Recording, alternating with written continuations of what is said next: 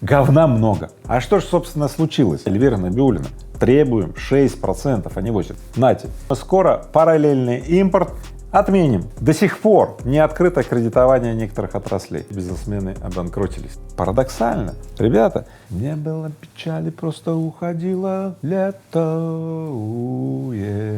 Браво! Браво! Слабые сигналы в поисках ответа через все свои каналы. Но ответов нету, в чем причина, ты не знаешь. Ответы где-то рядом, если в тишине ты слышишь слабые сигналы. Привет! Это итоговый выпуск на канале Игоря Рыбакова. Сегодня у меня для вас очень много хороших новостей. Поехали!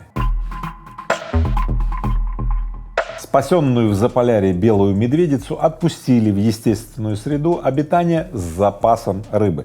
А что же, собственно, случилось? Белая медведица пришла в поселение, нашла банку сгущенки, пыталась ее скушать, и эта банка застряла у нее.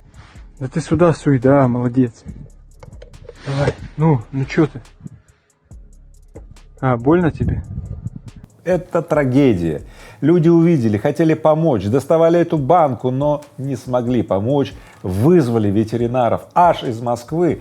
Непогода не позволяла ветеринарам приехать, те ломились на вертолетах, в общем, добрались. Вот. Ну и банку извлекли, язык обработали от порезов, накормили медведицу рыбой и даже оставили медведице запас рыбы. Ну, в общем, та поела рыбки и пошла в дикую природу. И если кто думал, это новость про белую медведицу, а вот и нет.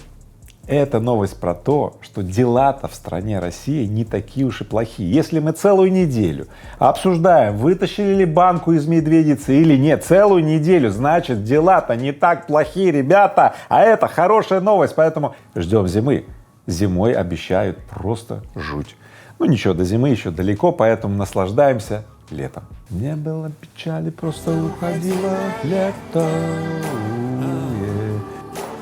Не было печали, ты прости меня, прости за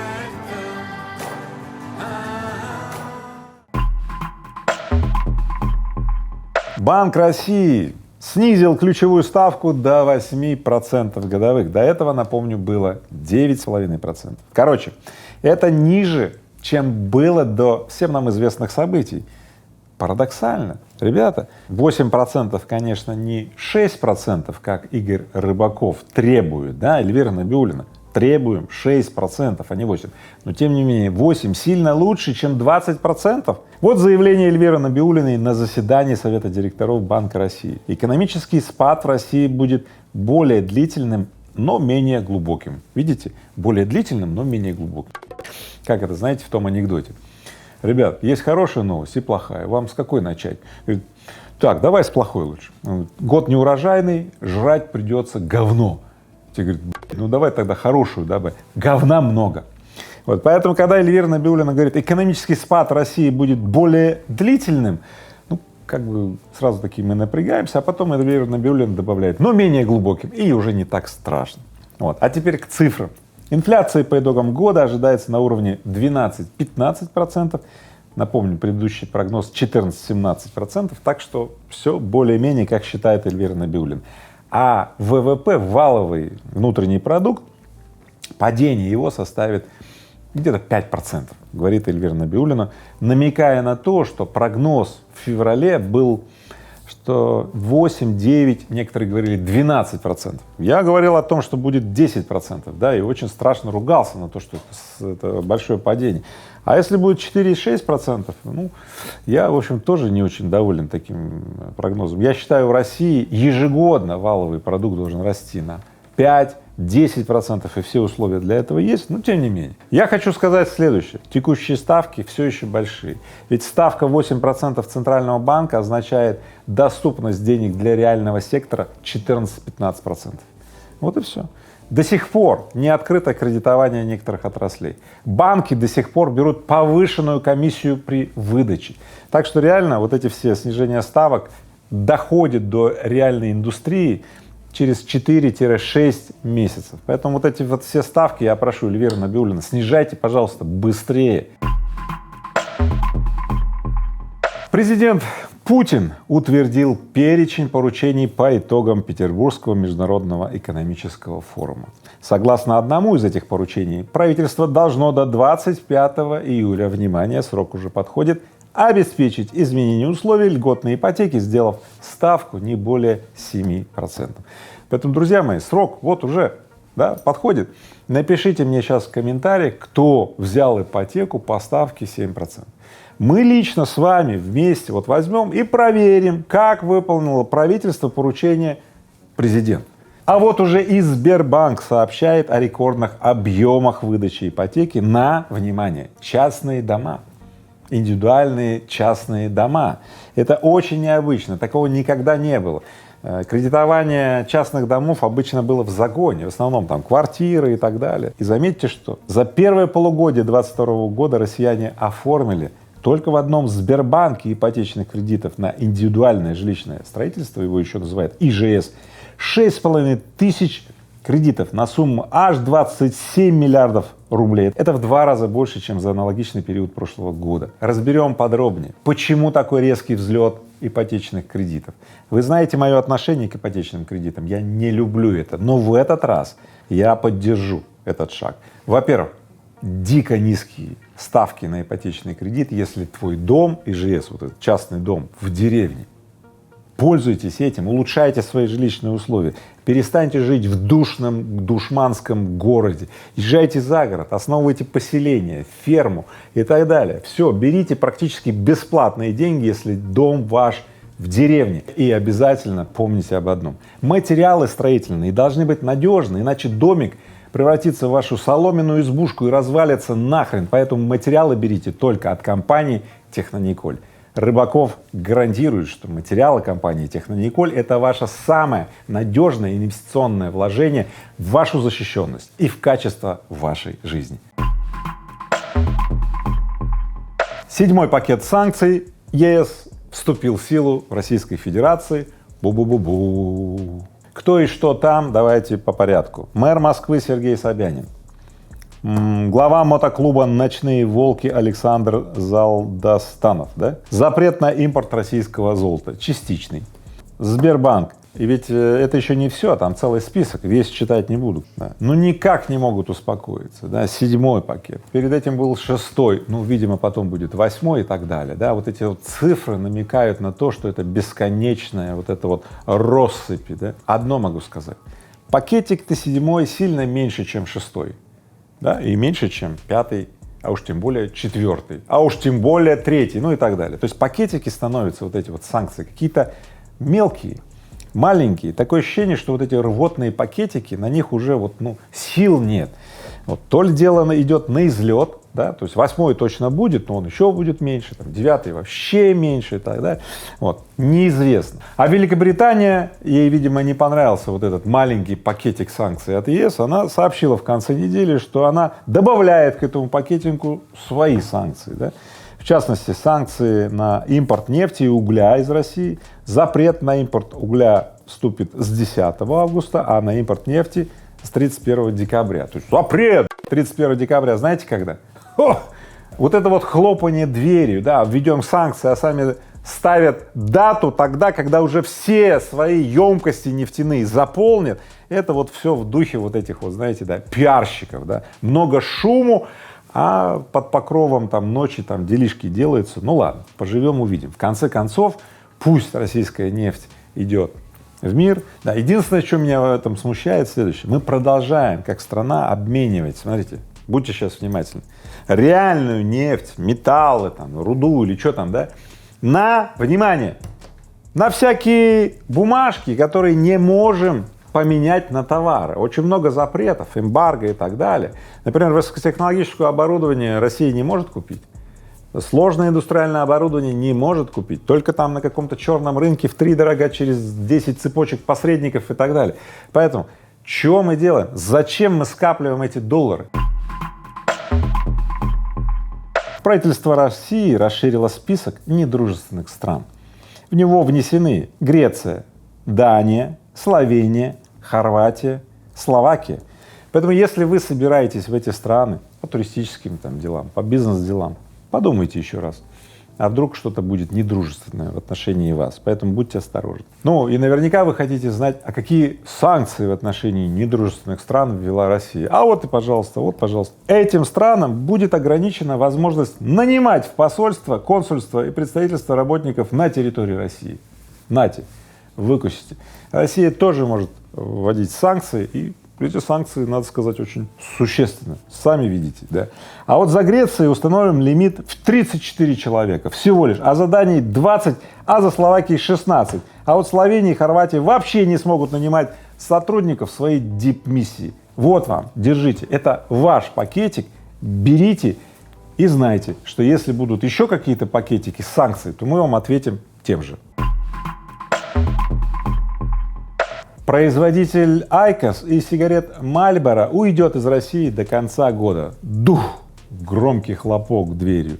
Глава Филипп Моррис Яцек Ольчак сообщил Bloomberg, что к решению покинуть рынок подтолкнули сложности с поставками и банковской системой. Напомним, у Филипп Моррис в России более 3000 сотрудников. В общем, бла-бла-бла шоу продолжается, однако я вам так скажу, реально Филипп Моррис не собирается уходить из России, он рассматривает варианты передать свои фабрики, ну, другим компаниям, формально не аффилированным с собой, но на самом деле вы сами все понимаете. То есть вот эти громкие хлопки дверью — это не более чем пиар-ходы. Я вот вам так скажу, производители сигарет, алкоголя, наркотиков и прочей вот этой вот наркотические, куревные там смеси и так далее, уходите вы нахрен из России. Когда вы уйдете полностью, ничего не убудет из России, только больше будут здоровых людей и так далее. Поэтому я что могу здесь сказать? Не пей, не кури, а лучше возьми и предприми себя. В этот раз я подготовил для тебя эксклюзивное предложение. Пройти курс «Предприми себя» в офлайне, здесь, в Рыбаков Тауэр, и я стану твоим преподавателем. Я научу тебя, я покажу тебе ходы, секретные ходы Игоря Рыбакова. Ссылку найдешь под этим видео, я жду тебя, и запомни, обычно я веду в дистанте эти занятия, в онлайне, то бишь. А это уникальное предложение касается специально 2 групп, всего 2 группы беру, ограничено. Те, которые будут в офлайне, здесь, в башне Рыбаков Тауэр, не пропусти. Это супер-мега предложение, я жду тебя. Продолжают поступать сведения о том, что все эти уходы иностранных брендов — это так, ушел-вышел, да. Вот, например, в Москве переоткрылся магазин бренда Levi's, но под новым названием.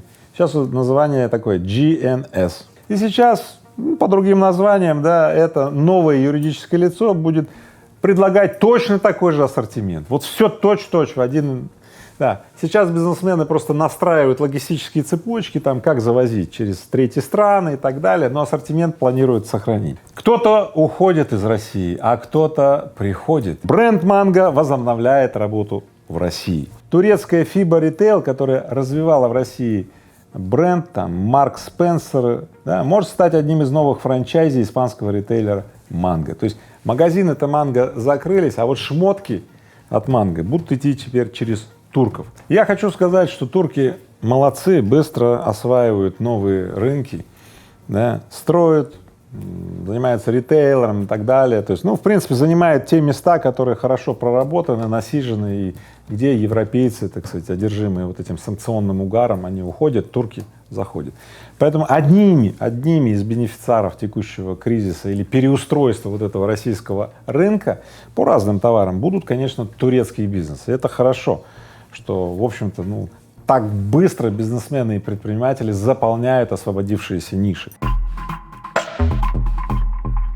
Владимир Путин взял и поручил внести в законодательство поправки, чтобы полностью или частично декриминализировать некоторые нарушения предпринимателей.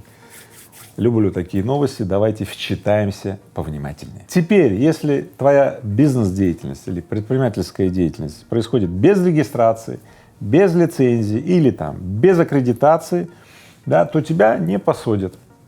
Все.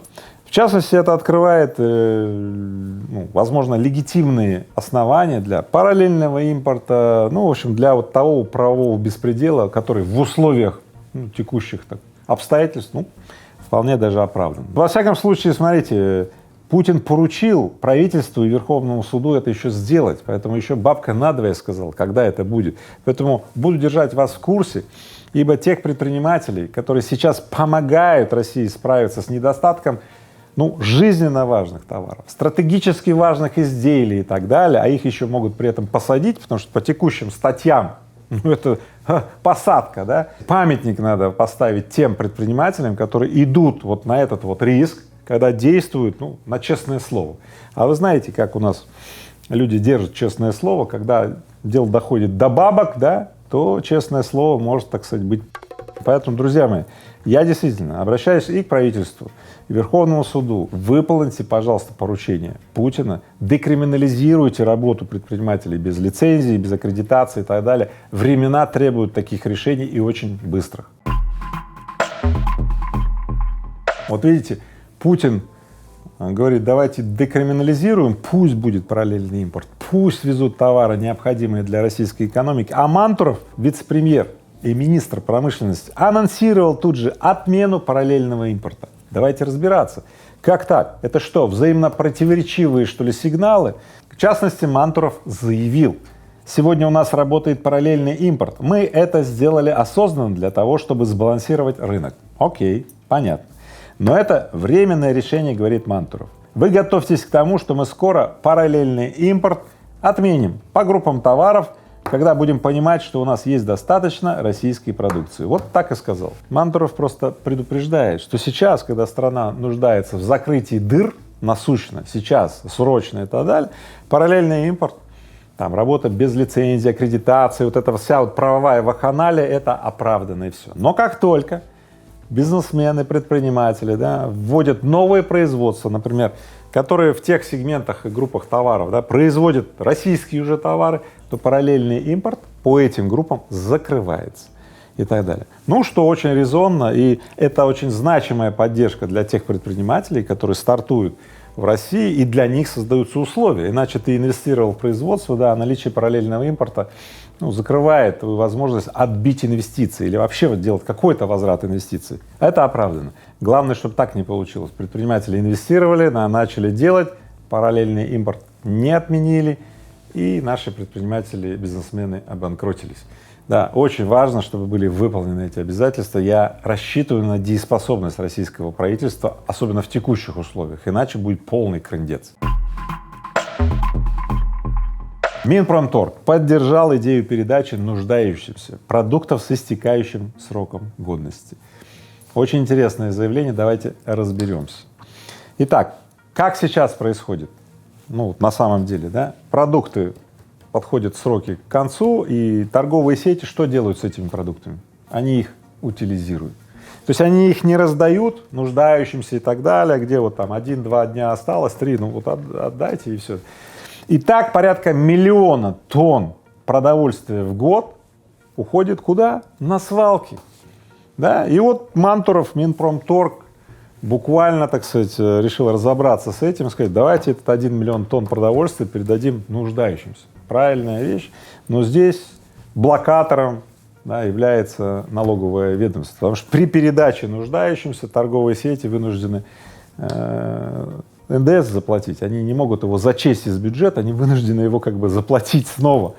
Поэтому торговым сетям, чтобы ничего не платить, выгоднее просто отвезти на свалку. Это дешевле оказывается. Поэтому сейчас давайте будем следить за ситуацией, сможет ли вот в этих критических ситуациях, в которых сейчас страна находится, да, правительство, а именно ведомство Минпромторг быстро взаимодействовать с налоговыми службами, да, и сделать эту небольшую коррекцию. В результате 1 миллион тонн продовольствия пойдет реально нуждающимся, а не на свалках. Буду держать вас в курсе. Вот эта новость, такое ощущение, я ее интуитивно ждал много-много лет, и вот сейчас, когда я увидел, меня просто разорвало. Депутат Госдумы от «Единой России» Олег Матвейчев предложил подумать о закреплении права граждан на выходной день в их день рождения и направил обращение в Минтруд. Браво! Браво! Браво! 16 мая. 16 мая будет мой личный выходной. Это мой день рождения, поэтому кто собирается меня поздравить, пожалуйста, присылайте подарки. Рыбаков Тауэр на охране можете оставлять. И правда, я очень обрадовался этой инициативе и хочу ее поддержать. Я хочу, чтобы вы тоже, может быть, поддержите это. Пишите тогда. Поддерживаю выходной день в день рождения. Единственное, знаете, что меня волнует? Вот что. Вот вы знаете, когда праздник выпадает на выходной, его обычно переносят на следующий день, первый день, рабочий день недели, знаете? А интересно, как будет с этими днями рождения, да? Но если он выпадает на выходной, это означает, что в понедельник я на работу тоже не иду, у меня личный, персональный выходной. Я надеюсь, это так и будет. И хочу сказать вам, давайте вместе размножать хорошее, и тогда плохому места просто не останется. Я в огне, ум поглотил мой разум. Я в огне, горю в огне. Ты пользуй лун, чтобы не загореться заживо в этом аду.